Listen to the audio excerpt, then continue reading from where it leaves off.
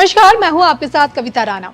भविष्य के गर्भ में क्या छिपा है, यही जानने की उत्सुकता आम जनमानस को वैदिक ज्योतिष की ओर खींचती है। और जो कि वैदिक ज्योतिष भारत की प्राचीन परंपराओं में से एक है, जिस कारण विश्व के कल्याण हेतु इस विद्या का सहारा समय समय पर लिया जाता है। और इस बात से देश का संत समाज भी सहमत है कि जन्म से लेकर अवसान तक की समस्त जानकारी ज्योतिष में ही समाहित है। और आज सोचिए, इसी ज्योतिष के माध्यम से देश के नेतृत्व शक्ति का भविष्य देखा जा रहा है। प्रभु भीमाशंकर की पावन धरा पुणे में अखिल भारतीय ज्योतिष सम्मेलन ऐसे वक्त में आयोजित हुआ जब अगले ही महीने यानी कि 17 सितंबर को पीएम मोदी उम्र के 75 वर्ष को पार कर जाएंगे। और ऐसे में पीएम मोदी से लेकर अज्ञातवास तक और फडणवीस से पवार तक की जो पिक्चर अब की बार दिखाई गई है, वो कहती क्या है, इसी पर देखिए आज की ये सबसे स्पेशल रिपोर्ट।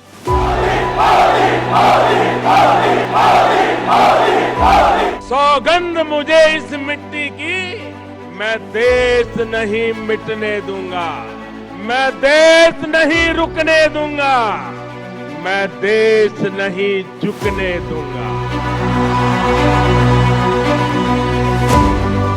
17 सितंबर के बाद की तस्वीर, राजनीति या फिर अज्ञातवास।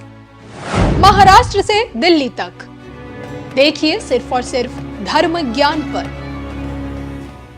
इसमें कोई शक नहीं कि पीएम मोदी के 75 साल बेमिसाल साबित हुए, क्योंकि बिना शोर के शिखर तक पहुंचे और अब विपक्षी खेमे में शोर मचना शुरू हो चुका है।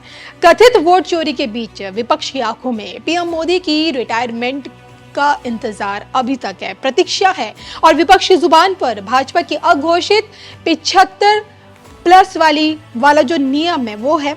मोदी सरकार को बार बार ये याद दिलाया जा रहा है कि अडवाणी, जोशी, यशवंत सिन्हा और सुमित्रा महाजन के बाद क्या मोदी का नंबर नहीं आना चाहिए। कानून तो सबके लिए बराबर होना चाहिए। और आखिर अपना ही बनाया गया नियम पीएम मोदी कैसे तोड़ सकते हैं। तो सोचने के विपक्ष के इसी हंगामे के बीच पार्टी चाणक्य और देश के गृह मंत्री अमित शाह साफ शब्दों में बोल चुके हैं कि पीएम मोदी जी अपना तीसरा टर्म पूरा करेंगे। तो 75 पार वाला फॉर्मूला 17 सितंबर के बाद दिखेगा या नहीं, ये तो देखिए वक्त बताएगा। फिलहाल तो पुणे से देश के ज्योतिषियों ने पीएम मोदी के अज्ञातवास में जाने की भविष्यवाणी कर डाली है। सामना हिंदी में छपी खबर के मुताबिक ज्योतिषियों ने पीएम मोदी के अज्ञातवास में जाने की एक सांकेतिक भविष्यवाणी की है। भगवान शिव को समर्पित श्री भीमाशंकर ज्योतिर्लिंग की प्रसिद्धि से देखिए पूरी दुनिया वाकिफ है। और यहीं से यानी कि पुणे में बीते कुछ दिनों पहले ही अखिल भारतीय ज्योतिष सम्मेलन का बहुत बड़ा महाआयोजन हुआ। और सामना हिंदी खबर के मुताबिक ज्योतिष सम्मेलन में देश के प्रधानमंत्री को लेकर अचंभित कर देने वाली भविष्यवाणियां हुई।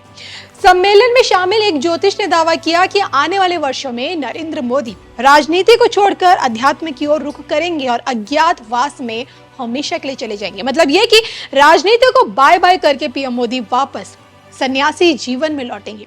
ज्योतिष द्वारा ये दावा किया जा रहा है कि पीएम मोदी की जो कुंडली है वो बहुत ज्यादा मजबूत है और जिस कारण वे अचानक से राजनीति से दूरी बनाकर अध्यात्म की साधना करेंगे। और ऐसे में सवाल ये उठता है कि अगर पीएम मोदी भविष्य में अज्ञातवास की तरफ रुख करेंगे तो देश की गद्दी कौन संभालेगा। इसको लेकर स्पष्ट तौर पर महाराष्ट्र के सीएम देवेंद्र फडणवीस का नाम तो नहीं लिया गया है, लेकिन सांकेतिक भविष्यवाणी में यह दावा जरूर किया जा रहा है कि देवेंद्र फडणवीस लंबी रेस के घोड़े साबित होंगे और दिल्ली में एक बड़ी जिम्मेदारी भी संभालेंगे। तो वहीं अजित पवार को मुख्यमंत्री पद तो मिलेगा, लेकिन इसके लिए उन्हें भीषण संघर्ष करना पड़ेगा, ऐसा कहना है ज्योतिषियों का। हालांकि ये राजनीतिक भविष्यवाणी करने वाले जो ज्योतिष है कौन, इसकी कहीं कोई जानकारी उपलब्ध नहीं है, ना ही हिंदी सामना के उसमें आर्टिकल में भी नहीं, और ना ही इन भविष्यवाणियों की प्रमाणिकता की पुष्टि धर्मज्ञान करता है। और कोई नहीं जानता कि अगर पीएम मोदी अज्ञातवास की तरफ रुख करते भी हैं तो कितने वर्षों तक अपना जीवन वो अज्ञातवास में ही बिताएंगे। जबकि देखिए आध्यात्मिक की दुनिया से आने वाले आध्यात्मिक गुरु स्वामी योगेश्वरानंद गिरी महाराज ये साफ बोल चुके हैं और इस बात की सांकेतिक भविष्यवाणी भी कर चुके हैं कि प्रधानमंत्री पीएम मोदी का राष्ट्रपति बनने की संभावना अत्यधिक है। सुनिए उनकी जुबानी। बहुत पहले इसकी मैं लगभग एक एपिसोड आपने देखा होगा कि मोदी बनेंगे राष्ट्रपति, योगी बनेंगे प्रधानमंत्री। बहुत फेमस हुआ था आपका वीडियो। अभी भी लोग बहुत उसको प्यार से देखते हैं और उसको अप्रिशिएट करते हैं कि अगर ऐसा हो जाए। और मैं अभी भी कह रहा हूँ, ये संभावनाओं को रूल आउट नहीं कर सकते हो। आपने जो कहा कि 75 ईयर्स के मोदी होंगे 17 सितंबर को, ठीक। हम अपने अपने गिरहबान में क्यों नहीं जानते हैं? मोदी जी 75 के होंगे और भागवत जी भी शायद हो जाएंगे आसपास उसके ही। जो कांग्रेसी बता रहे हैं कि ये बात चल रही है तो मोदी जी को उस पर अमल कर लेना चाहिए, तो मुझे मेरी जानकारी में नहीं है। सोनिया गांधी जी की क्या आयु है? अब 75। तो कांग्रेस में क्या मरते दम तक कुर्सी से चिपके रहोगे?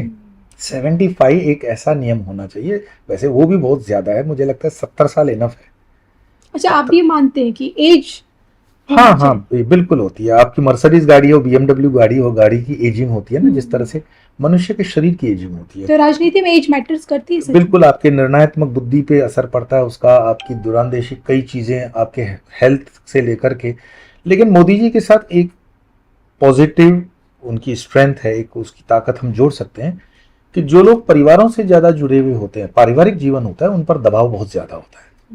मोदी जी का जीवन एक आदर्श जीवन रहा है, ठीक है ना। और आपको उनका वो सेंटेंस याद भी होगा कि अरे अपना क्या है, हम तो फकीर हैं, झोला डाल करके चल देंगे जी। और वो ये अफोर्ड कर सकते हैं। दूसरे परिवार, अगर मैं कहूँ, मैं नाम न लूँ, जो परिवारवादी पार्टियां हैं, उनमें से एक नेता भी बोल दे हम फकीर हैं, झोला डाल के चल देंगे, ये बोलने में सिर्फ बोल सकते हो आप, ताकत चाहिए, ये सोचने के लिए भी ताकत चाहिए। और वो वाकई में फकीरी मिजाज के लोग इंसान है मोदी जी। तो सिर्फ ये कहना कि उनके 75 वर्ष हो रहे हैं और उनको प्रधानमंत्री के पद से मतलब जो है हट जाना चाहिए, मैंने तो कहीं नहीं पढ़ा भागवत जी ने मोदी जी का नाम लिया। तो उतनी उछल कूद क्यों हो रही है? संघ के जो जितने भी बौद्धिक होते हैं ना, या संघ के जितने भी वक्तव्य दिए जाते हैं, वो बहुत ऐसे गोल मटोल और मल्टी उसमें मीनिंग्स निकाली जाती हैं। और मुझे तो कभी कभी ऐसा लगता है कि संघ के वरिष्ठ अधिकारी जितने भी होते हैं, वो इस तरह की स्टेटमेंट करके समाज का मंतव्य जानना चाहते हैं, ओपिनियन जानना चाहते हैं। जैसे वो पानी के अंदर थर्मामीटर लगा करके टेम्परेचर क्या है वो जानने के लिए करते हैं, और फिर उसके बाद नीति निर्धारित होती है। तो ये स्टेटमेंट, नीति निर्धारित वाली स्टेटमेंट मेरे देखे तो नहीं है कि मोदी 75 के हो रहे हैं तो उनको हट जाना चाहिए। मुझे लग रहा है कि ये जनता जनार्दन से आ जाना चाहिए कि नहीं नहीं, मोदी जी 75 के हो भी गए तो क्या है, इसके बाद प्रधानमंत्री के आगे राष्ट्रपति बन सकते हैं, और फिर योगी जी का है या जिसका भी नाम प्रधानमंत्री पद के लिए चले। क्योंकि इतिहास के अंदर ऐसे महामानव बहुत कम आते हैं।